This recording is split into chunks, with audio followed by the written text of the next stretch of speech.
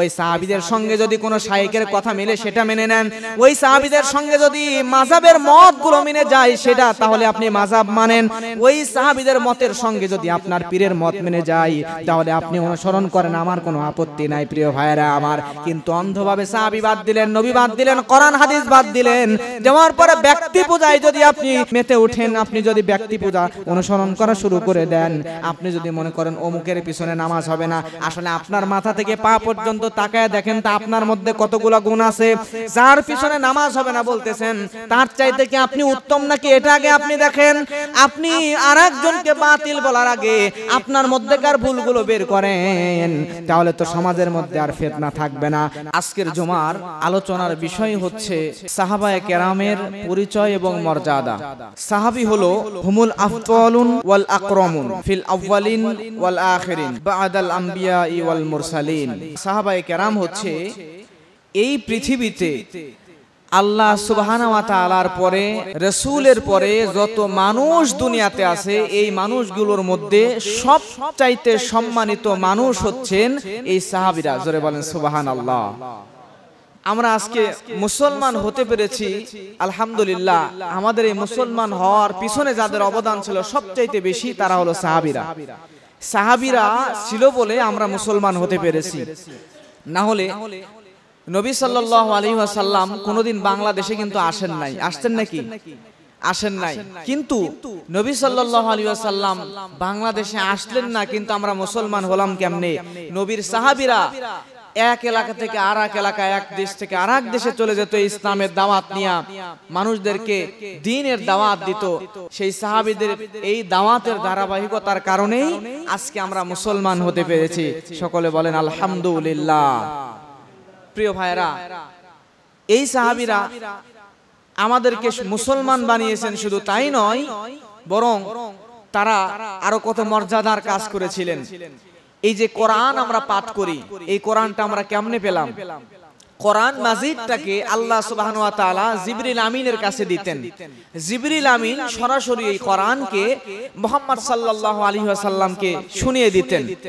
রাসূল সাল্লাল্লাহু আলাইহি ওয়াসাল্লাম তিনি যখন এই কোরআন মাজিদ জিবরাইল আমিনের কাছ থেকে শুনতেন, শোনার পরে তিনি আবার এই কোরআন সাহাবীদেরকে শোনায়া দিতেন। আর সাহাবীরা ওই কোরআন শুনতেন এবং বিভিন্ন জায়গায় পাথরে খোদাই করে, গাছের কাঠের মধ্যে, গাছের বাকলের মধ্যে এই কোরআনটা লিখে রাখতেন, লিপিবদ্ধ করতেন। যার দরুন আজকে আমরা ১৫০০ বছর পরেও ওই একই কোরআন আমাদেরকে আল্লাহ সুবহানাহু ওয়া তাআলা পড়ার ব্যবস্থা করে দিয়েছেন। সুবহানাল্লাহ। শুধু তাই নয়, আমরা যে হাদিসটা পড়ি, এই হাদিসটা কেমনে পেলাম?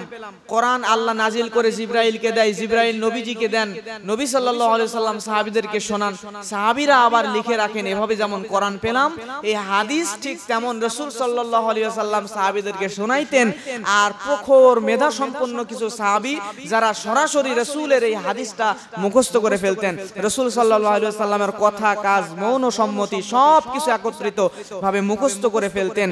আর এগুলোই হাদিস আকারে আজকে আমাদের মুসলমানরা রাসূলের উম্মাহরা পেয়েছে। রাসূল সাল্লাল্লাহু আলাইহি ওয়াসাল্লাম ইন্তেকালের সাথে সাথে সাহাবী হওয়ার দরজা বন্ধ হয়ে গেছে।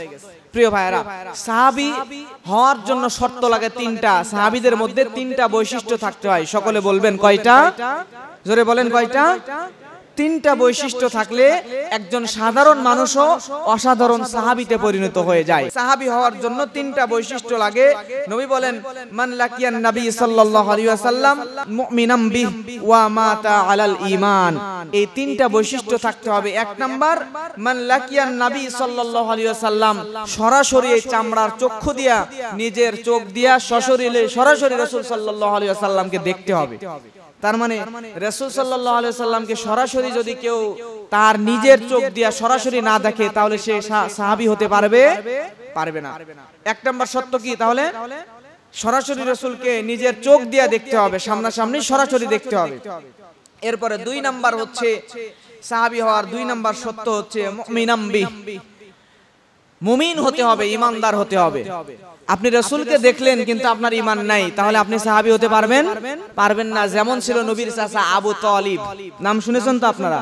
আবু তালিব, যে আবু তালিব নবীজির নিজের চাচা, রাসূল সাল্লাল্লাহু আলাইহি সাল্লাম পিতাহারা মাতাহারা দাদাহারা হওয়ার পরে যার একমাত্র আশ্রয়স্থল ছিল ওই চাচা আবু তালিবের কাছে, যে কিনা এত বেশি নবী সাল্লাল্লাহু আলাইহি সাল্লামকে ভালোবেসেছেন, কলিজা উজাড় করে দিয়ে ভালোবেসেছেন, কিন্তু রাসূলকে দেখেছেন ভালোবেসেছেন, কিন্তু রাসূলের উপর আল্লাহর উপর ঈমান আনেন নাই। এই ঈমান না আনার কারণে তিনি সাহাবী হতে পারেন নাই। তাহলে সাহাবী হওয়ার শর্ত 1 নাম্বার কি? রাসূলকে সরাসরি দেখতে হবে, 2 নাম্বার ঈমান আনতে হবে, এরপরে 3 নাম্বার ওয়া মাতা আলাল ঈমান, এবং মৃত্যু পর্যন্ত ঈমান অবস্থায় টিকে থাকতে হবে, ঈমানের উপর অবিচল থাকতে হবে।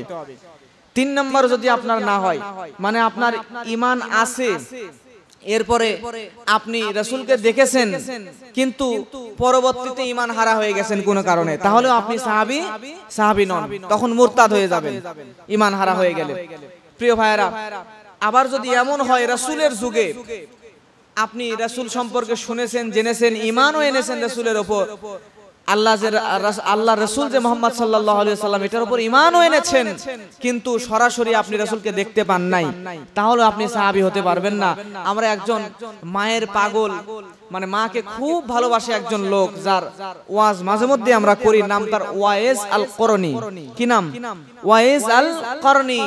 এই ওয়াইস আল করনি নামক যুবকটা তিনি রাসূল সাল্লাল্লাহু আলাইহি সাল্লামের উপর ঈমান তো এনেছেনই আল্লাহর উপর, আবার রাসূল সাল্লাল্লাহু আলাইহি সাল্লামকে দেখতে তিনি রাসূলের কাছেও গেছেন, কিন্তু কোনো কারণে রাসূল সাল্লাল্লাহু আলাইহি সাল্লাম তখন ছিলেন না, দেখা হয় নাই, গিয়ে ফিরে এসেছেন। পরের বার যাওয়ার পরে আর রাসূলকে দেখতে পান নাই, রাসূলের তখন ইন্তেকাল হয়ে গেছেন।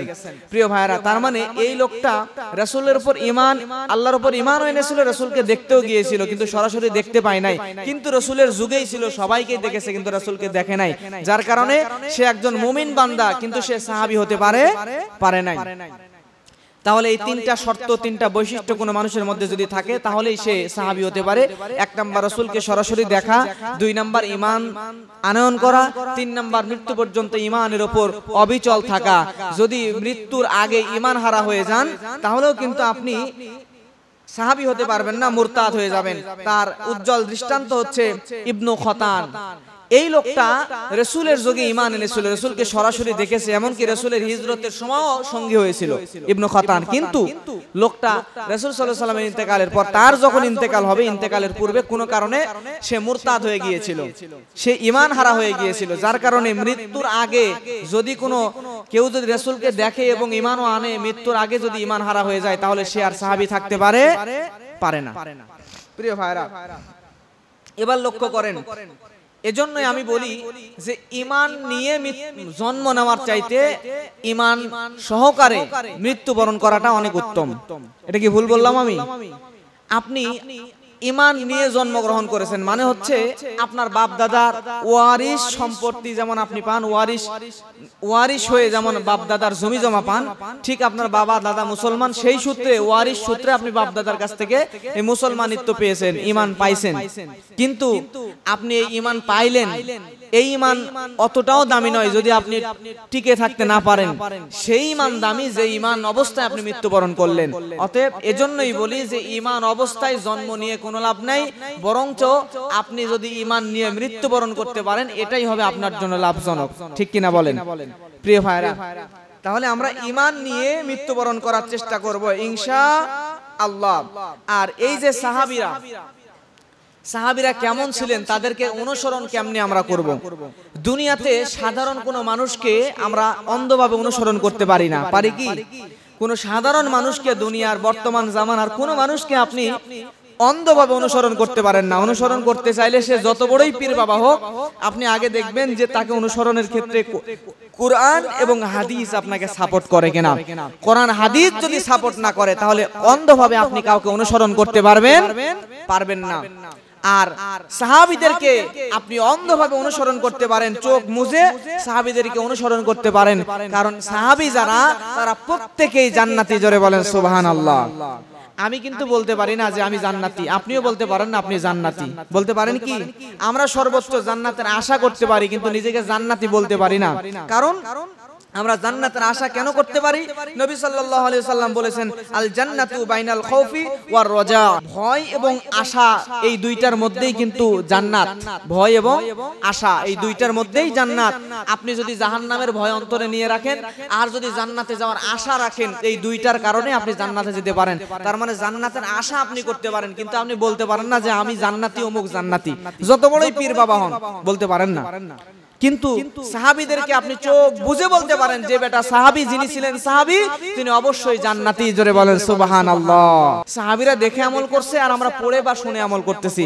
অতএব আমরা পড়ে শুনে যেহেতু আমল করি, অতএব আমরা মানুষকে সাধারণভাবে আমরা যদি অনুসরণ নাও করি অন্ধভাবে, সাহাবীদেরকে অন্ধ অনুসরণ করা যায়, কারণ ওনারা একদম সরাসরি রাসূলের দেখে দেখে আমল করেছেন, ইবাদত করেছেন। রাসূল সাল্লাল্লাহু আলাইহি সাল্লাম কিন্তু হাদিসটা বলছেন, মা ইয়াশমিনকুম বাদি ফাসায়ারা ইখতিলাফান কাসীরা। রাসূল সাল্লাল্লাহু আলাইহি ওয়াসাল্লাম বলছেন, আমার পরে জমিনে অনেকগুলো দল তৈরি হবে, অনেক মতবিরোধ তৈরি হবে, ফিতনা তৈরি হবে।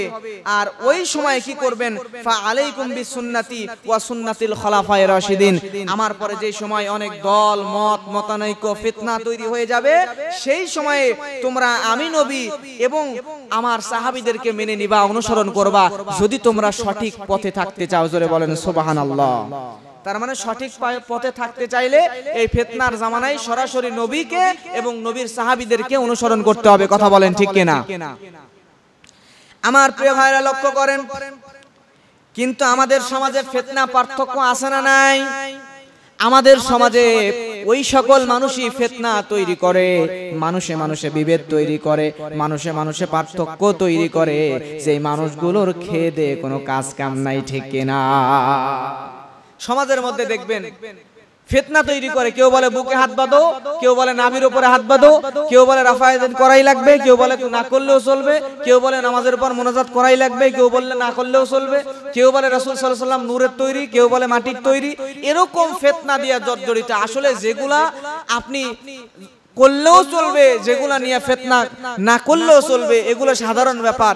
সেই সাধারণ বিষয়গুলো নিয়েও আমাদের সমাজে এমন পার্থক্য তৈরি করা হয়েছে যে দেখলেই এক শ্রেণী বলছে ওগুলো লামাযাবি, আর এক শ্রেণী বলছে ওগুলো গুড়া, ওগুলো বিদাতি, ওগুলো ফাসেক, ওগুলো কাফের। এরকম করে সমাজের মধ্যে পার্থক্য তৈরি করে ফেলেছে। এই পার্থক্যটা কিন্তু সবাই তৈরি করে না, পার্থক্য তৈরি করে দেয় দুই একজন, করার পরে তার অনুসারীরা সমাজের মধ্যে বৃহৎ আকারে বিশাল একটা পার্থক্য তৈরি করে ইসলামের মধ্যে ফাটল তৈরি করে দিচ্ছে। প্রিয় ভাইরা, এটাই হচ্ছে। আর এমন সময় যখন আসবে, এমন জামানা যখন আসবে, যেই জামানার মধ্যে সমাজের মধ্যে পার্থক্য তৈরি হয়ে যাবে, ফিতনা তৈরি হয়ে যাবে, তখন ওই পার্থক্য ফিতনা কোনো জায়গায় যাইবেন না। সরাসরি আপনি যদি সঠিক পথে থাকতে চান, তাহলে রাসূল এবং রাসূল সাল্লাল্লাহু আলাইহি ওয়াসাল্লামের সাহাবীদেরকে সরাসরি অনুসরণ করতে হবে। কথা বলেন ঠিক কিনা? রাসূল এবং সাহাবীদেরকে সরাসরি অনুসরণ যদি আপনি করতে পারেন, তাহলে আপনি সঠিক পথে থাকতে পারবেন। প্রিয় ভাইরা, আর আজকালকের সমাজে দেখবেন সবাই বলে আমি হক, কেউ কিন্তু বলে না যে আমি ভুল উনি সঠিক। এ কথা বলে? আপনি যেই জায়গাতে যাবেন সবাই একই কথা, সবাই বলে যে আমি হক আর অন্যরা সব বাতিল। তবে মতপার্থক্য থাকবেই, এই মতপার্থক্য মতানৈক্য এটা থাকবেই, কারণ রাসূল সাল্লাল্লাহু আলাইহি ওয়াসাল্লাম তা হাদিসেই বলে দিয়েছেন দলাদলি থাকবেই। কারণ হলো তাফতারিকু উম্মতি আলা সালাসিউ ওয়া সাবঈনা মিল্লা কুল্লুকুম ফিন্নার ইল্লা কদ ওয়াহিদা। রাসূল সাল্লাল্লাহু আলাইহি ওয়াসাল্লাম তো বলেছেন কিয়ামতের আগে এমন একটা সময় আসবে যেই সময় আমার উম্মতের 73টা দল, 73টা জামাত হয়ে যাবে। কয়টা দল বলেন? জোরে বলেন কয়টা? 73টা দল হয়ে যাবে। এই 73টা দলের মধ্যে রাসূল বলেন সবাই যাবে জাহান্নামে, শুধুমাত্র তারা যাবে না ইল্লা কদ ওয়াহিদা, যারা একটা দল। মানে এই 73 এর মধ্যে যদি একটা আপনি মাইনাস করেন, একটা আলাদা করেন, ডান দিকে যদি এক আনেন, তাহলে আর থাকলো কত? জোরে বলেন কত থাকলো? 72টা দল থাকলো। এই 72টা দল তারা যাবে জাহান্নামার, একটা দল যাবে জান্নাতে, নবী বলছেন। তাহলে এখন দুনিয়াতে যারা আছে, যত দল আছে, সব দল সবাই মনে করে আমরাই সঠিক, আমি ঠিক, বাকি সব ভুল। তারা সবাই মনে করে, যারা মাযহাব অনুসরণ করে না তারা মনে করে যে আমরাই ওই এক দল জান্নাতি আর বাকি 72 দল জাহান্নামী। যারা মাযহাব অনুসরণ করে তারা মনে করে আমরাই ওই এক দল যারা জান্নাতি আর বাকি 72 দল বাকি ফিতনা। এরপরে যারা হচ্ছে সুন্নি দাবি করে তারা মনে করে আমরাই শুধুমাত্র সুন্নি, বাকি সব বিদাতি। এরকম করে প্রত্যেকটা যেই পীরের কাছে যাবেন সেই পীর বলবে আমি ঠিক অন্যজন ভুল। বাংলাদেশে একটা দুইটা নয় প্রিয় ভাইরা, এই বাংলাদেশের মধ্যে প্রায় 12,500 পীর আছে। তাও আজকে না 2015 সালের একটা গবেষণায় এই তথ্যটা প্রকাশ করা হয়েছিল যে বাংলাদেশে 12,500 পীর আছে। যদি 15 সালে 12,500 হয় তাহলে এখন বাড়ছে না কমছে? 12,500 পীর আছে। কোন পীরের মতের সাথে কোন পীরের পুরোপুরি মত আপনি মিল পাবেন না। প্রত্যেকে স্বার্থের কারণে, কোন না সবার কথা বলছি না, বেশিরভাগ এরকম স্বার্থের কারণে মুরিদ বেশি বানানোর জন্য এমন কিছু নতুন নতুন বিদআত আবিষ্কার করে ফেলেছেন। এমনও পীর এমনও বাংলাদেশে আছে যারা তাদের নিজের মাজারে তো সেজদা দেয়, এরকম শিরকের কাজ তো করে, আবার নারী পুরুষ এক জায়গায় নিয়ে এসে গাঞ্জার মেলা আসর এগুলোও বসায়। এমন অশ্লীলতা বাংলাদেশে আছে। তাহলে এই বাংলাদেশে 12,500 পীর, যেই পীরের কাছে যাবেন, আপনি যদি রাজারবাগের কাছে যান, রাজারবাগ বলবে যে আমি হক, চরমোনাই বাতিল। চরমোনাইয়ের কাছে গেলে বলবেন আমি হক, দেওয়ানবাগি বাতিল। দেওয়ানবাগির কাছে গেলে বলবেন আমি হক, ফুরফুরা, ফুলতুলি, সরসিনা, যত পীর আছে সব বাতিল। একজন আরেকজনকে বাতিল মনে করে। আর বাংলাদেশের সিস্টেমই এরকম যে চোর পুলিশকে বাতিল মনে করে, পুলিশ আবার চোরকে বাতিল মনে করে। মানে একজন আরেকজনকে ভুল মনে করে, নিজে ঠিক, চোরও কিন্তু নিজেকে ভুল মনে করে না। আমি ঠিক, আমি তো পরিস্থিতির কারণে চুরি করছি, আর পুলিশ আমারে কেন ধরতে আসবে? নিজেরে সঠিক মনে করে পরিস্থিতির দোয়াই দিয়া। আজকের সমাজে একই অবস্থা, সবাই নিজেকে সঠিক বলতে ব্যস্ত, নিজের ভুলগুলো খুঁজে বের করে না, নিজেকে হক বলে জান্নাতি বানিয়ে ফেলে আর অন্য সব মানুষদেরকে জাহান্নামী বানিয়ে ফেলে। এরকম সমাজ বর্তমানে তৈরি হয়ে গেছে। কথা বলেন ঠিক কিনা? আমার প্রিয় ভাইরা লক্ষ্য করেন, এইরকম সময় আপনি কি করবেন? কারা জান্নাতি? তাহলে 72-73টা দলের মধ্যে যদি 72টা দল যদি জাহান্নামী হয়ে যায়, আর নবী বলেন একটা দল মাত্র জান্নাতি, তাহলে কোন দল সেইটা? সবাই তো নিজেকে হক বলে, বাকিদেরকে বাতিল বলে। সবাই তো নিজেদেরকে হক বলে, বাকিদেরকে বাতিল বলে দেয়। তাহলে কোন দলটা হক? এ সম্পর্কে জান্নাতি কারা? আল্লাহর নবী এ সম্পর্কে হাদিসের মধ্যে বলছেন, একজন নবীজিকে জিজ্ঞাসা করলেন, খিলামান ইয়া রাসূলুল্লাহ সাল্লাল্লাহু আলাইহি ওয়াসাল্লাম, তাহলে ওই একদল কে, কারা জান্নাতে যাবে একটু আপনি বলেন। আল্লাহর নবী বললেন, মা আন্না আলাইহি ওয়া আসহাবি। আল্লাহর নবী বললেন ওই দল হলো তারা যেই দলগুলো আমি নবী এবং আমার সাহাবীদের মত এবং পথকে মেনে নিবে। আমি নবী এবং আমার সাহাবীর মত এবং পথের উপরে যারা টিকে থাকবে, ওই একটা দলই যাবে জান্নাতে, আর বাকি 72 দল যাবে জাহান্নামে। তার মানে দুনিয়াতে যত পীর আছে, এই 12,500 পীরের সংখ্যা যদি 50,000-এ ঠেকে যায়, তারপর আপনি যেই পীরের কাছেই যান, যেই শায়েখের কাছেই যান, আপনি যেই আলেমের কাছেই যান না কেন, সর্বপ্রথম দেখবেন আপনার ওই পীর, আপনার ওই শায়েখ, সে আপনাকে কোরআন এবং হাদিস থেকে আপনাকে নবীজি এবং নবীজির সাহাবীদের পথ এবং মত যদি সরাসরি আপনাকে বলে দেয়, তাহলে তাকে সঠিক মনে করবেন। আর যদি কেউ নিজের বানানো পথ মত দিয়ে আপনাকে পথভ্রষ্ট করতে চায়, কোরআন সুন্নাহ যদি তার কাছে না পান, তাহলে সে যত বড়ই নামি দামি পীর হোক না কেন, সে ভণ্ড ভণ্ড ভণ্ড। আল্লাহর কাছে তার 1%ও দাম নাই। ওই 72টা ফিরকা বাতিল দলের মধ্যে এই ভণ্ড পীরটাও একটা। কথা বলেন ঠিক কিনা? প্রিয় ভাইরা আমার লক্ষ্য করেন, তাহলে আমাদেরকে আল্লাহ সুবহানাহু ওয়া তাআলা সাহাবীদের পথ মতের উপর অবিচল টিকে থাকার তৌফিক দান করুন। সকলে বলেন আমিন। আমি আপনি যদি সাহাবীদের পথে, সাহাবীদের মতে টিকে থাকতে চাই, তাহলে আমাদের উপরে আসবে অনেক জুলুম, অনেক নির্যাতন। আর সব সময় সাহাবীদের পথে টিকে থাকতে চাইলে সত্য বলার অভ্যাস করার দরকার আছে না নাই? সব সময় সত্য বলতে হবে। আপনি যদি মিথ্যা বলার অভ্যাস করেন, তাহলে কিন্তু আপনি সাহাবীদের অনুসরণ করলেন না। সব সময় সত্য বলবেন। আর আমাদের সমাজে দেখবেন যে মানুষগুলা বেশি মিথ্যা বলে, এরা আবার বেশি কসম খায়। আছে না এরকম? আল্লাহর কসম করে বলতেছি যে আমি এটা সত্যি বলতেছি, এরকম করে না? এটা কিন্তু মিথ্যাবাদীদের স্বভাব। দেখবেন যারা কথায় কথায় আল্লাহর কসম খাবে, যে কোনো কিছুর কসম কাটে, এবং যে মানুষগুলা কথায় কথায় বলে আমি কোরআন আনতেছি, কোরআন ছুঁয়ে বলো, অথবা বলতেছে কোরআন ছুঁয়ে বলতেছে, এরকম আছে না সমাজে কিছু মানুষ এই কথায় কথায় কোরআন ছুঁইতে চায়, কোরআন আনতে চায় এবং কসম করে যারা তারা মানে স্বভাবগতভাবে মিথ্যাবাদী। এটা পারিবারিক শিক্ষার বাহিরে। কারণ কথায় কথায় আপনি কোরআন ছুঁইতে চাইবেন, কথায় কথায় কসম খাবেন। আল্লাহ এবং কোরআন কি অতই সহজ? আপনি যখন তখন যাত্রার সাথে কিছু হইতে না হয়তো কসম খাবেন। এজন্য এই কথায় কথায় কসম খাওয়া, কোরআন ছুঁইতে চাওয়া, এগুলো কোরআনকে অবমাননা করা, কোরআনের সাথে আল্লাহর সাথে বেয়াদবি করা। খুব জরুরি ছাড়া আল্লাহর কসমও খাওয়া যাবে না, কারো কসমই খাওয়া যাবে না এক আল্লাহ ব্যতীত। আর যদিও খান শুধু আল্লাহর কসম, তারপরও এমন পরিস্থিতি যেখানে জীবন মরণের আশঙ্কা চলে আসছে, এমন পরিস্থিতিতে কসম খাইতে হবে, এছাড়া খাওয়া যাবে না। যখন তখন কসম খায় কসমের মান কমায়া দিবেন না। আমাদের কাছে আগে যখন ফতোয়া চাইতে আসতো বুঝতাম না, নতুন নতুন পড়াশোনা করি, ফতোয়া জানতে চাইলেই মোবাইলে বলে দিতাম। একজন ফোন দিয়ে বলতেছে হুজুর এটা একটু বলেন তো, ফতোয়াটা বলে দিতাম। তখন বুঝতাম না যে ফতোয়া দেওয়াটা, যে ফতোয়া একজনকে যে বলে দিব, এই বলে দেওয়ার মতো তার নেওয়ার মতো যোগ্যতা আছে আর আমার দেওয়ার মতো যোগ্যতা আছে কিনা এটা বুঝতাম না। কিন্তু এখন বুঝি। এখন যদি কেউ ফতোয়া নিতে আসে প্রথমে তারে ওযু করতে হবে, ওযু করে যেখানে আছে সেখান থেকে 10, 15, 20 কিলো হোক, 200, 500 কিলো হোক, সফর করে আমার কাছে আসতে হবে, সামনে ওযু অবস্থায় বসবে, তারপর তারে ফতোয়া দিতে হবে। ফতোয়া দেওয়ার জন্য যোগ্যতা লাগবে, ফতোয়া নেওয়ার জন্য যোগ্যতা লাগবে। আর এই মোবাইলে বলবো হুজুর ফতোয়া দেন, আর বলে দিলাম, দেওয়ার পরে ওই ফতোয়ার আর গ্রহণযোগ্যতা থাকে না, গুরুত্বই থাকে না। সাহাবীরা পর্যন্ত ফতোয়া চাইলে একজন সাহাবী আরেকজন সাহাবীকে দেখায় দিতেন, আমার চাইতে উনি এই কথাটা ভালো বলতে পারবেন। এজন্য এখন ফতোয়া দিতেও ভয় লাগে, আর বলি না। প্রিয় ভাই, এজন্য কথায় কথায় কসম খাওয়া যাবে না। এটা সাহাবীদের আদর্শের খেলাফ, মনে রাখবেন ইনশাআল্লাহ। সাহাবীদের ব্যাপারে হাদিসের মধ্যে এসেছে মিসকাতুল মাসাবি 193 নম্বর হাদিস, আন ইবনে মাসউদ রাদিয়াল্লাহু তাআলা আনহু ক্বালা মান কানা মুস্তান্নান, আল্লাহর নবী বলছেন ক্বালা মান কানা মুস্তান্নান ফাল ইয়াস্তাবিমান কদ মাতা। নবী বলছেন তোমাদের কেউ যদি শেষ জামানায় কারো তরিকা অনুসরণ করে, কারো মাসলাক অনুসরণ করে, তাহলে সেইটা যেন সাহাবীদের তরিকা অনুসরণ করে। জোরে বলেন সুবহানাল্লাহ। তাহলে আপনি যদি কোনো পীরের কাছে যান মুরিদ হওয়ার জন্য, তাহলে দেখতে হবে যে সাহাবীদের তরিকার সঙ্গে তার তরিকা মিল আছে কিনা। যদি না থাকে লাঠি দিয়ে ফালায়া দেন, আপনি চলে আসেন সাহাবীদের দিকে। কথা বলেন ঠিক কিনা?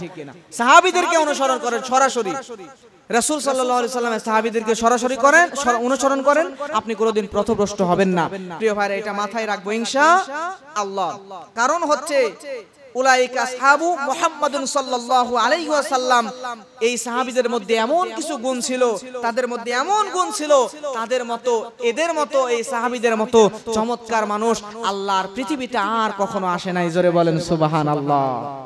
নবী নিজে বলছেন এদের মধ্যে এমন কিছু গুণ ছিল, এদের মতো চমৎকার মানুষ আল্লাহ দুনিয়াতে আর পাঠান নাই। প্রিয় ভাইরা, কিন্তু আজকে আমাদের সমাজে আমরা বিভক্তি করি, টুপি দেখে বিভক্তি করি। আমাদেরকে বিভিন্ন সময় ইন্ডিয়া থেকে একবার ফোন দিছে, ভারত থেকে ফোন দিয়া আমাকে জিজ্ঞেস করছে হুজুর আপনাকে মাহফিলের দাওয়াত দিব। আমি বললাম ঠিক আছে, কোন ডেট মেট মোটামুটি কনফার্ম করার পরে উনি বলতেছে হুজুর আপনি কোন তরিকা। আমি তখন বুঝতে পারলাম একটু ভেজাল আছে। আমি উল্টা জিজ্ঞেস করি যে আপনি কোন তরিকার। উনি তখন জিজ্ঞেস করলে যারা যে তরিকার, কেউ বলে চিশতিয়া, কেউ বলে কাদেরিয়া, আছে না এরকম এক একটা তরিকার নাম বলে। আমি তখন বললাম যে আমি সাহাবিয়া তরিকার মানুষ। আমরা কি বলেন তো, আমরা কোন তরিকা? আমরা কি কোন তরিকার বলেন? সাহাবিয়া তরিকা। মানে আমরা সরাসরি সাহাবীকে অনুসরণ করি। তুমি মিয়া পীরকে তো অনুসরণ করো, আমরা সাহাবীকে। যদি জিজ্ঞেস করে সাহাবিয়া তরিকা, এটা আবার এটা তো নামটা শুনি নাই, আপনি বলতে পারবেন যে সাহাবিয়া তরিকা হচ্ছে আপনি যে চিশতিয়া তরিকার কথা বলছেন, কাদেরিয়া তরিকার কথা বলছেন, এই সমস্ত তরিকার বহু আগে তো সাহাবিয়া তরিকা দুনিয়াতে আসছে। সাহাবীরা তাদের আগে আসে নাই। এরপরে আরেকজন আরেক জায়গায় জিজ্ঞেস করতেছে যে হুজুর আপনি কি সবক নিছেন? তাকে উল্টে জিজ্ঞেস করা হলো আপনি সবক নিছেন? উনি বললেন হ্যাঁ আমি সবক নিছি। লোকটা সিএনজি চালায়। তাতে জিজ্ঞেস করা হলো আপনি সবক নিছেন? তখন বলতেছে হ্যাঁ আমি সবক নিছি। তারপর উনি জিজ্ঞেস করে কয় সবক নিছেন? তারে জিজ্ঞেস করা হলো আপনি কয় সবক নিছেন? উনি বলেন 4 সবক। তা আমরা মোটামুটি 18 সবক তো নিয়েই নিছি, তাই না? তো উনি 4 সবক, আমরা 18 সবক, অনেক উপরে আছি আমরা আলহামদুলিল্লাহ। তো এই যে সিএনজি চালায় তার কিন্তু ইসলামের কোনো জ্ঞান নাই। শুনে শুনে পীর যা বোঝাইছে সেইটাই বুঝছে। এখন যখন আমি নামাজ পড়াবো, নামাজ পড়তে যাব, এখন উনি টুপি দেখে মনে করতেছেন যে আমাদের মতোই মনে হয় পীরের লোক, আমাদের মতোই মনে হয় তরিকার লোক, মনে করে নামাজের সামনে দিবে, দেওয়ার আগে উনি এসব জিজ্ঞেস করে নিচ্ছে, ওয়াজে নেওয়ার আগে, দাওয়াত দেওয়ার আগে সব জিজ্ঞেস করে নিচ্ছে। তার মানে ওনার মাথায় কে ঢুকাইছেন? ওনার থিওরি এরকম যে যদি আমাদের তরিকার বাইরে হয় তার পিছনে আমরা নামাজ পড়বো না। বাংলাদেশে এমনও জায়গা আছে, আমি কোনো এক জায়গায় বেড়াইতে গিয়েছিলাম, নাম বলবো না, সেখানে গিয়ে দেখলাম যে তারা তাদের তরিকার লোক ছাড়া বাইরের কোনো তরিকার লোকের পিছনে নামাজই পড়ে না। এরকম বাংলাদেশে দেখলাম। মানে ইমাম হতে হলে তাদের মতো আকীদা হওয়া লাগবে, তাদের মতো না হলে তারা মনে করে তার পিছনে নামাজই হবে না, এটা মনে করে। এমনও বাংলাদেশে জায়গা আছে যেখানে যে ওই যে ওহাবি আর সুন্নি দুইটা ভাগে ভাগ করছে একটা শ্রেণী কইরা, যে যারা ওহাবি তাদের পিছনে সুন্নিরা নামাজ পড়লে নামাজ হবে না, এটা তারা মনে করে আমাদের কিছু ভাই। তো এখন এক জায়গায় এরকম হয়েছে যে নামাজ পড়তেছে, ধরে নেন ওয়াহাবি যারা তারা নামাজ পড়তেছে, পড়ার পরে সুন্নি যারা তারা আবার নামাজের সময় চুপচাপ, এরা নামাজ শেষ করলে তারা দ্বিতীয়বার আবার জামাত করতেছে। কেন? এদের পিছনে তাদের নামাজ হবে না। তার মানে একই মসজিদে দুইটা জামাত। চিন্তা করা যায় কোন পর্যায়ে গেলে এই লোক যারা ফিতনা ফেরকা নিয়ে গন্ডগোল সমাজে করতেছে, তাদের মধ্যে একজন সিএনজি চালায়, একজন বিড়ি খায় আর মাটি কাটে, আর একজন মনে করেন ভ্যান চালায়, তাদের মধ্যে ইসলামের জ্ঞান নাই। পীর যা বলছে, পীর বুঝাইছে অমুকের পিছনে নামাজ হবে না, ওইটা নিয়ে মারামারি। আসলে সে যদি পীরের অনুসরণ না করে সাহাবীদের অনুসরণ করতো তাহলে এই কোন তরিকা মাঝখানে আসতো না। কথা বলেন ঠিক কিনা? কিন্তু সাহাবীদের অনুসরণ নাই। আমাদের সমাজ ব্যবস্থা এরকম। এরপরে আমি নিজেই আমাদের আশেপাশে কোথাও নওগাঁ জেলার ভিতরে কোথাও গেছি, যাওয়ার পরে এখন আমাকে দেখে, আমি বক্তা, হুজুর মানুষ, আলেম, দেখে চিনতে পারছে একজন, পেরে উনি ইমাম সাহেব নিজে আমারে নামাজের জন্য সামনে দিয়ে দিল। ওখানে এক লোক, উনি মাযহাব অনুসরণ করেন না। এখন উনি চিন্তা করছেন আমি সাদা জুব্বা, সাদা টুপি, সাদা পায়জামা দেখে উনি মনে করছেন মনে হয় এই লোক মনে হয় বিদাতি, হানাফি মাযহাবের হবে, অথবা কওমের ছাত্র হবে, তেমন ওর পিছনে তো আমাদের মনে হয় নামাজ হবে না, এরকম তার ব্রেন ওয়াশ করা হয়েছে। এখন আমি যখন নামাজ পড়াই, নামাজ পড়ানোর পরে উনি আবার ইমাম সাহেবরে নিয়ে মানে একটু রাগারাগি করতেছেন, বোঝাচ্ছেন যে অন্য আকীদার মানুষ, এই সেই নামাজ হবে তার পিছনে, এরকম চিন্তা ভাবনা। তো তাহলে এই যে মানুষটা মাযহাব অনুসরণ করে না, তাকে কে বোঝালো যে একজন মাযহাব অনুসরণ করা ব্যক্তির পিছনে নামাজ হবে না? এটা কে বোঝালো? তারই শায়েখ যাদেরকে অন্ধভাবে অনুসরণ করে, ওই শায়েখ বলতেছে যে মাযহাব অনুসরণ করা যাবে না। আবার চালক, রিকশা চালক, সিএনজি চালক, সে দুই লাইন ইবারত পড়তে পারবে না, একটা আরবির অর্থ বের করতে পারবে না।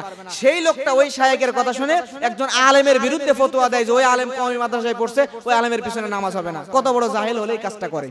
দোষটাকার ওই সাধারণ মানুষের, তাকে যেমনি বুঝাইছে সে তেমনি বুঝছে, কিন্তু দোষটা হচ্ছে এই আলেমের, এই শায়েখের, যে কিনা সমাজের মধ্যে ফিতনা তৈরি করে দিল, নিজেকে হক আর দুনিয়ার সব মানুষকে বাতিল মনে করলো। আসলে আপনি যদি কোন শায়েখকে, আসলে যেই শায়েখ বলতেছে মাযহাব মানা যাবে না, সেই শায়েখই কিন্তু একটা মাযহাবের ইমাম, তাকে কিন্তু কিছু মানুষ অন্ধভাবে অনুসরণ করতেছে। আপনি কেন মাযহাব মানবেন? মাযহাব মানেন, কিন্তু মাযহাবের ইমামকে অন্ধভাবে অনুসরণ করার জন্য কোনো ইমাম বলে নাই। আপনি যদি দেখেন কোন মাযহাবের ইমাম কোরআন এবং সহিহ হাদিস থেকে কোনো একটা রায় দিয়েছে, মাসালা দিয়েছে, সেটা আপনি মানতে বাধ্য, সেটা আপনি মানতে হবে। সে যদি নিজে মন গড়া কিছু বলে, কোরআন হাদিসের বিপরীতে যান, তাহলে আপনি ছুড়ে ফেলেন মাযহাব, কোনো আপত্তি নাই। কিন্তু একজন না জেনে না শুনে আপনি মাযহাব সম্পর্কে পড়াশোনা করেন নাই, আপনি কওমি মাদ্রাসা সম্পর্কে জ্ঞান নাই, আপনার আলিয়া মাদ্রাসা সম্পর্কে জ্ঞান নেই, সুন্নিদের আপনার কওমি আলেমদের সম্পর্কে জ্ঞান নেই, কওমিদের সুন্নি আলেমদের সম্পর্কে জ্ঞান নেই। আমরা শুধুমাত্র আকীদা নিয়ে কাদা ছোড়াছড়ি করতে করতে সমাজের মধ্যে বিভক্তি করে পুরা সমাজের মধ্যে 72, 73 মনে 173 দল বানায় ফেলছি, 173 দল বানায় ফেলছি। কিন্তু আসলে এই কাদা ছোড়াছড়ি সব বাদ দিয়া আমরা যদি আমাদের পীরদেরকে অনুসরণ বাদ দিয়া, আমাদের আকাবিরদের অনুসরণ বাদ দিয়া, আমাদের আকাবির যদি আমরা সাহাবীদেরকে বানাই, কথিত পীরদেরকে আকাবির না বানিয়ে সরাসরি সাহাবীদেরকে যদি আমরা আকাবির বানাই, সমাজের মধ্যে এত দল ফিতনা কখনোই আসতো না। কথা বলেন ঠিক কিনা? অবশ্যই অবশ্যই সরাসরি আকাবির মানতে হবে, সাহাবীদেরকে, সাহাবীদের অনুসরণ করতে হবে, তাহলে এই সমাজের মধ্যে বিভক্তি ফিতনা আসবে না। সাহাবীরা কি বলছেন, নবীজিকে কেমনে অনুসরণ তারা করছে, সাহাবীরা কেমনে সালাত আদায় করছে, সাহাবীরা কেমনে জীবন যাপন করেছেন, কারণ সাহাবীরা তো জান্নাতি, এতে কোনো সন্দেহ আছে নাকি? সাহাবীদেরকে অনুসরণ করলে আপনি অবশ্যই জান্নাতে যাবেন, কারণ আপনি পড়ে, আপনি শুনে অনুসরণ করেন, আর সাহাবীরা সরাসরি দেখে অনুসরণ করেছেন। জোরে বলেন সুবহানাল্লাহ। আমার প্রিয় ভাইরা লক্ষ্য করেন, আর যদি আমি আপনি সাহাবী হতে চান,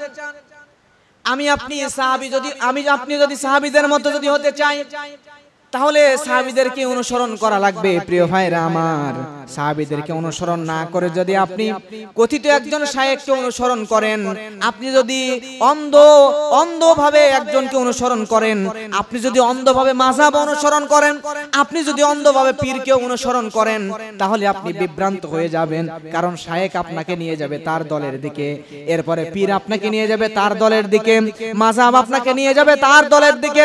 এজন্য সব জায়গায় স্টপ রেখে আপনি যদি সরাসরি রাসূল সাল্লাল্লাহু আলাইহি ওয়াসাল্লামের সাহাবীদেরকে অনুসরণ করেন, ওই সাহাবীদের সঙ্গে যদি কোনো শায়েখের কথা মিলে সেটা মেনে নেন, ওই সাহাবীদের সঙ্গে যদি মাযহাবের মতগুলো মিলে যায় সেটা, তাহলে আপনি মাযহাব মানেন।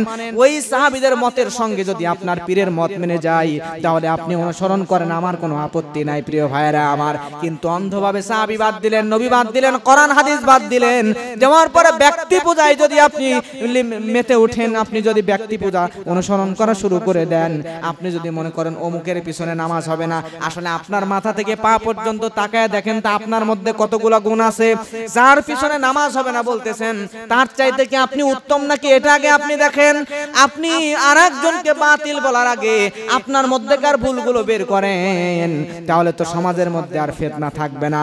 কারণ আপনি যদি এখান থেকে কক্সবাজার যাওয়ার জন্য গাড়িতে ওঠেন, ওঠার পরে ওই কক্সবাজার গাড়ি থামাবে, যাত্রীদেরকে নামায় দিবে, তারপরে সেখান থেকে চলে যাবে। কক্সবাজার থেকে ওই গাড়ি কিন্তু চলে যাবে আবার মনে করেন সিলেটে। এখন যদি আপনি কক্সবাজার যাওয়ার জন্য গাড়িতে উঠলেন, গাড়িতে ওঠার পরে রাতের বেলা ঘুমায় গেছেন, ঘুম ভাঙলো না, গাড়ি কক্সবাজার থামালো, যাত্রী নামালো, আপনি নামলেন না, তাহলে ওই গাড়ি ডাইরেক্ট কিন্তু সিলেটে চলে যাবে। নামতে চাইছিলেন, গন্তব্য ছিল কক্সবাজার, কিন্তু চলে গেলেন সিলেট। ঠিক তেমন করে যারা আজকে ফিতনা তৈরি করতেছে, অন্ধভাবে অনুসরণ করে, যারা মনে করতেছে অমুকের পিছনে নামাজ হবে না, অমুক গুমরাহ, অমুক বাতিল, সব বাতিল, আমি হক, সবার কিন্তু চিন্তা একই, আমি জান্নাতি জান্নাতি হব। কিন্তু আপনি ঘুমায় গেছেন, আপনি কোরআন দেখেন নাই, হাদিস দেখেন নাই, সাহাবীদের জীবনী দেখেন নাই। এজন্য আপনি পথ, আপনার ইচ্ছা ছিল জান্নাতে যাওয়ার, কিন্তু আপনার ঘুম না ভাঙার কারণে, মতপার্থক্যের কারণে আপনার গাড়ি ব্রেক করে জান্নাতে আটকায় আবার আপনাকে কিন্তু জাহান্নামে নিয়ে চলে যাবে। ঠিক কিনা? এজন্য অন্যকে বাতিল বলার আগে আপনি নিজে ভাবেন, আপনি কতটুকু সঠিক, আপনি কতটুকু ঠিক, এটা আগে ভাবেন, তারপরে অন্যকে নিয়ে মাতামাতি ভাবাভাবি করব ইনশাআল্লাহ। এরপরে আসেন প্রিয় ভাইরা, সাহাবী যদি হতে চায়, তাহলে এই সাহাবী হওয়ার জন্য ইচ্ছে থাকলেই একজন কিন্তু সাহাবী হতে পারে না। আবু বকর রাদিয়াল্লাহু তাআলা, উমর রাদিয়াল্লাহু তাআলা, সবাই সাহাবী যারা হয়েছেন, তারা কিন্তু নিজের ইচ্ছায় যে আমি সাহাবী হব, ঈমান আনবো, সাহাবী হয়ে যাব, নিজের ইচ্ছায় কিন্তু সাহাবী হতে পারে না। সাহাবী হওয়ার জন্য আল্লাহর স্পেশাল, তাদের উপর স্পেশাল নেক নজর লাগে। আল্লাহ যদি কারো উপর নেক নজর দেয়, তাহলেই সে সাহাবী হতে পারে। আর সাহাবী হওয়ার জন্য কয়েকটা গুণ লাগে। প্রিয় ভাইরা, সাহাবী হওয়ার জন্য যে কয়টা গুণ লাগে, তার মধ্যে এক নাম্বার গুণ, কয় নাম্বার? এক নাম্বার গুণ হচ্ছে সাহাবী হওয়ার জন্য যেটা লাগবে সেটা হচ্ছে আবার কুলুবা, আপনার হৃদয় হওয়া লাগবে নরম, স্বচ্ছ হৃদয় লাগবে। সাহাবী বানানোর জন্য আল্লাহ সুবহানাহু ওয়া তাআলা দেখেছেন যে আপনি সাহাবী যে হবেন, আপনার হৃদয়টা স্বচ্ছ কিনা, নরম কিনা।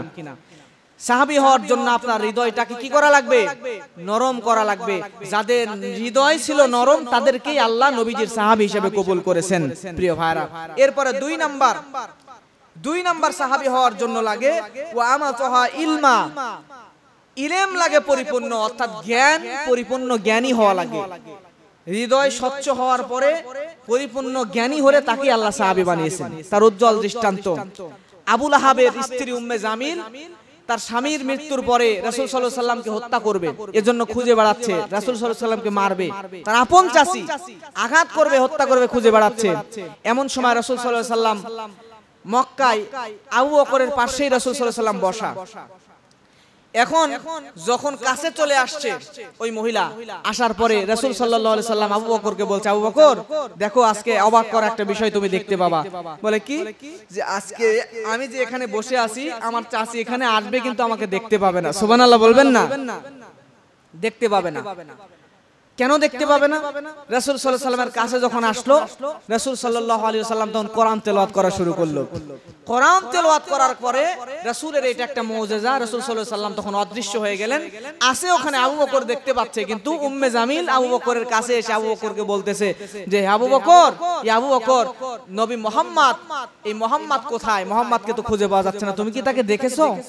এই কথা যখন বলছে, রাসূল সাল্লাল্লাহু আলাইহি ওয়াসাল্লাম পাশেই বসা ছিল, ওখান থেকে উঠে জায়গা পরিবর্তন করে, মনে করেন ডানে ছিল বামে আসলো, একটু সরে গেল। তখন আবু বকর বলতেছে এখানেই তো ছিল একটু আগে। সুবহানাল্লাহ বলবেন না? আছে কিন্তু পার্শ্ব পরিবর্তন করছে। যদি বলতো যে এখানে ছিল এখন কোথায় জানি না, তাহলে মিথ্যা বলা হতো, কারণ পাশেই আছে। আবার যদি বলতো যে এখানেই আছে, তাহলে রাসূলের উপর বিপদ। এখন আবু বকর বললে একটু আগে এখানেই ছিল, মানে এখানে ছিল, উঠে একটু সরে গেছে, এই জ্ঞান। সুবহানাল্লাহ বলবেন না? দেখতে পেল না কেন? আল্লাহ রাব্বুল আলামিন সূরা বানী ইসরাঈলের 45 নম্বর আয়াতে বলছেন, আল্লাহ রাব্বুল আলামিন বলেন, ওয়া ইযা ক্বরাআতাল কুরআনা জাআলনা বাইনাকা ওয়া বাইনাল্লাযীনা লা ইউমিনুনা বিল আখিরাতি হিজাবাম মাসতুরা। আল্লাহ রাব্বুল আলামিন বলেন, হে নবী, আপনি যখন কোরআন পাঠ করেন তখন আপনার এবং যারা আখিরাতে বিশ্বাস স্থাপন করে না, অর্থাৎ যারা কাফের, আপনি নবী যখন কোরআন তেলাওয়াত করবেন তখন আমি আল্লাহ রাব্বুল আলামিন ওই দুনিয়ার কাফের এবং আপনি নবীর মাঝখানে প্রচ্ছন্ন একটা পর্দা দিয়ে দিব। আপনি কাছেই থাকলেও আপনি নবীকে কাফেরেরা দেখতে পাবে না। সুবহানাল্লাহ। আপনি পাশেই থাকলেও দেখতে পাবেন না। নবীজি কোরআন তেলাওয়াত করছে, ওই জায়গায় উম্মে জামিল আসছে, জিজ্ঞাসা করে আবু বকরকে, কিন্তু নবীকে দেখতে পায় না। আবু বকর কত হিকমত, কত জ্ঞান ইলম তার ভিতরে ছিল, সে কিন্তু বলল না এরকম করে যে নবী একটু এখানেই ছিল চলে গেছে, কথা বলল না, মিথ্যা যাতে না হয়ে যায়। সুন্দর করে বলল যে একটু আগে তো এখানেই ছিল, পাশে আছে, তারে দেখতে পাচ্ছে না, একটু জায়গা পরিবর্তন করছে। সুবহানাল্লাহ বলবেন না? প্রিয় ভাইরা, মিথ্যা কোনো অবস্থাতেই বলা যাবে না। তবে 3 জায়গায় আবার মিথ্যা বলা জায়েজ আছে। জানেন তো কয় জায়গায় বলেন তো? কোন কোন জায়গায় জানেন না জানবেন? তাহলে বলেই আজকের খুতবা আলোচনা শেষ করি নাকি?